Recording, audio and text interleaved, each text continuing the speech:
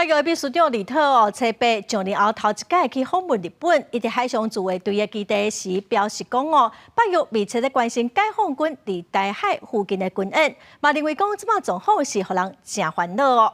另外，日本发布2025年外交拿批书，特别强调台海和平的重要性。8月秘书长吕特2024年10月上任，初8第一遍访问日本，随去日本神奈川县的海上自卫队横须贺基地，并且登上护卫舰坐上好视察。吕特表示讲，8月积极伫咧推参加 IP4， 也就是印太四伙伴，包括纽西兰、澳洲、日本、韩国的合作，所以选择优先访问其中上大的日本。同时也讲，强军这群伫咧台湾周边海域扩大军演的情形，互人真担心。If you know the policies of all allies in NATO, but also when it comes to the IP4 concerning Taiwan, so that you know. And of course, we are worried about all these drills and all these military exercises. So we follow them very closely and are a worrying sign, clearly.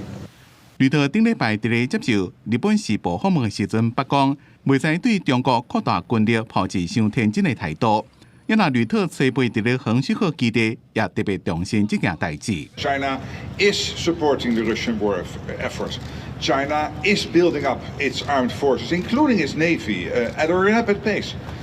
So we cannot be naive. Developing the defense industrial base is so important. That is one of the focal points in my visit here. Thank you. 吕特初8伫咧东京会见日本防卫大臣中谷元。吕特对日本提悬国防预算，予因肯定。日本想要参加8月援助乌克兰的组织，吕特也表示欢迎。吕特初9会伫咧东京一间大学演讲，同时会见日本首相石破茂。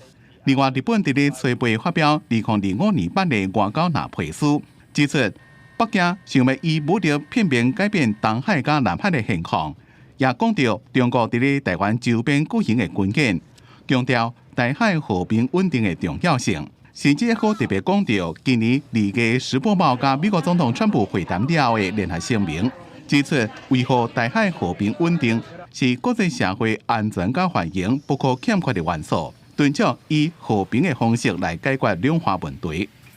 公司新闻金万庆编辑。